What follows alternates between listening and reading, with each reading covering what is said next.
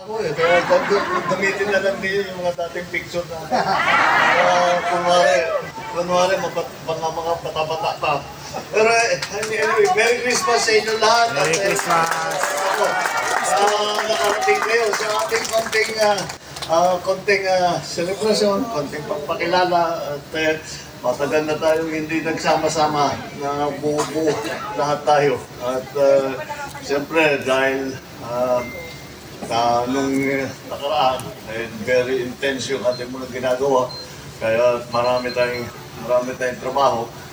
Siguro, ngayon, iba. Hindi na pareho, hindi na kampanya, hindi na eleksyon. Kaya nagbabago talaga yan. Kaya ipinilit namin na kahit papano na makipagkita sa inyo para naman makapagpasalamat kami sa inyong tuloy-tuloy na pagsuporta sa amin.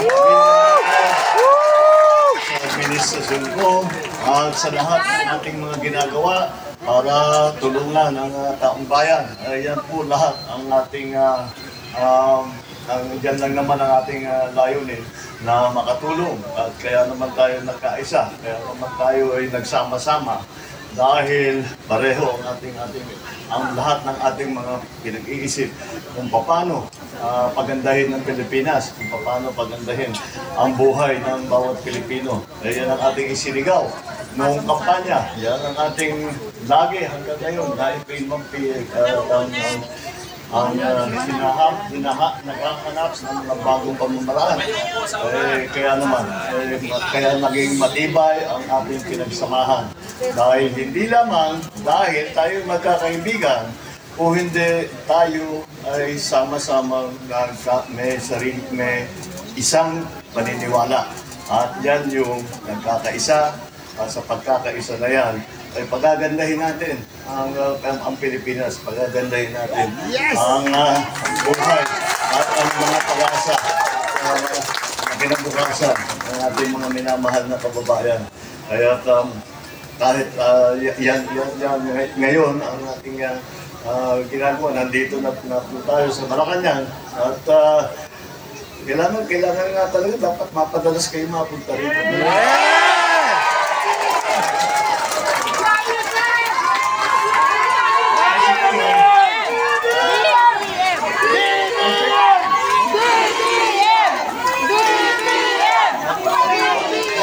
Pananagutan ninyo, kayong naglagay sa akin dito. Kailangan nandito kayo para tulungan ninyo ako. Yes!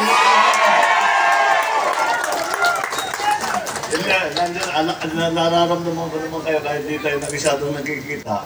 Nararamdaman ko naman kayo at nakikita ko naman yung ginagawa ng patuloy ang pinaglalaban, ang ikabubuti ng ating bansa, ang pinaglalaban ang katotohanan, pinaglalaban ang katarungan. Yan naman talaga yan naman talaga ang mahalaga sa ating lahat. At natutuwa ako na kahit papano nakahanap tayo ng kamuting panahon para magsama-sama at magpapaselfie na. Tatakot-takot na selfie.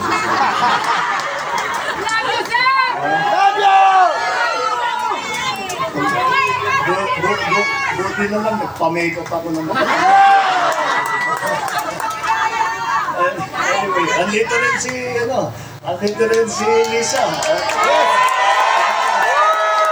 Sabi niya, sabi niya, hindi naman daw kayo nakikita. Kung hindi nga dun sa social media, kung hindi naman sa mga iba't ibang media, sabi niya, dapat sumama siya.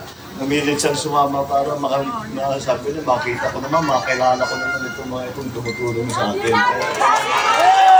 Yes, thank you, Lisa.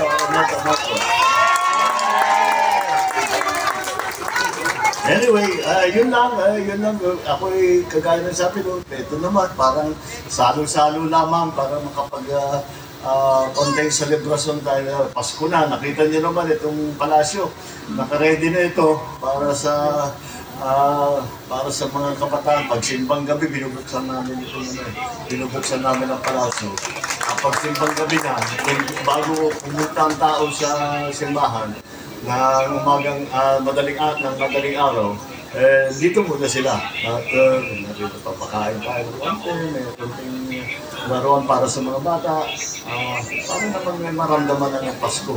Kaya pagka dito kayo, bumisita kayo. At open house naman ang palasyo. Yes!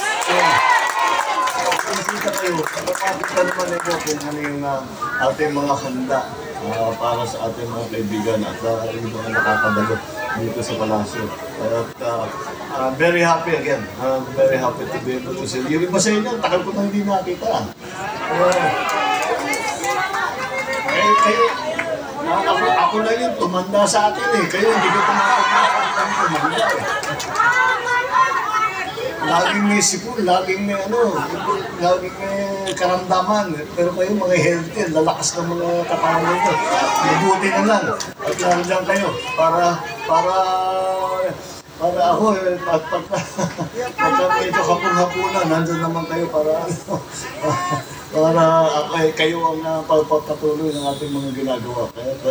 Anyway, I would like to thank you all very much. Maraming salamat sa dami, sa inyong tulong na ibinigay sa atin, ang tulong na ibinibigay ninyo sa administrasyon, ang tulong na ginagawa ninyo para sa bayan. At siyempre, sa pamilya namin, hindi namin masusuklian ang inyong pagmamahal at ang inyong suporta na ibinibigay sa amin. Sa matagal na, hindi mula pa, bago pa kami tumungtong dito sa palasyo. Mahaba-haba na itong pinagsamahan natin. At mabuti naman. At lumalakas ang loob ko dahil nakikita ko na marami tayong magkasama, marami tayong parehong naniniwala, marami tayong matatapang na nagsasalita at nagsusuporta at sumisigaw para sa kabutihan ng ating Pilipinas. Maraming salamat sa inyo lahat. Merry Christmas! Happy New Year!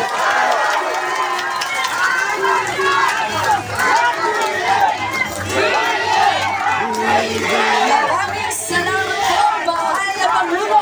At sa punto pong ito pwede na ang groupie.